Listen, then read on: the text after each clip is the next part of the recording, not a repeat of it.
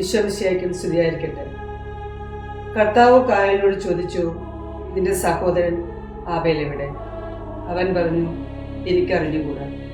സഹോദരന്റെ കാവൽക്കാരനാണോ ഞാൻ? എന്നാൽ കർത്താവ് പറഞ്ഞു, നീ എന്താണ് ചെയ്തത്? നിന്റെ സഹോദരന്റെ രക്തം മണ്ണിൽ നിന്ന് എന്നെ വിളിച്ചു കരയുന്നു. ഉൽപ്പത്തി 4:9 മുതൽ 10 വരെയുള്ള വാക്യങ്ങളാണ് നാം ശ്രമിച്ചത്. നല്ല സമരിയാക്കാരനാകുവാൻ വിളിക്കപ്പെട്ടിരിക്കുന്നവരാണ് നാം ഓരോരുത്തരും. എങ്കിലും നമ്മുടെ ജീവിതത്തിൽ കായേനിലേക്കുള്ള ദൂരം വിദൂരമല്ല. വ്യക്തിബന്ധങ്ങളിലുള്ള പൊരുത്തക്കേടുകളിൽ, കുടുംബ പ്രശ്നങ്ങളിൽ സ്വന്തം ചോരയെ തിരിച്ചറിയാതെ രക്തച്ചുരിച്ചുകൾ ഉണ്ടാകുന്നു.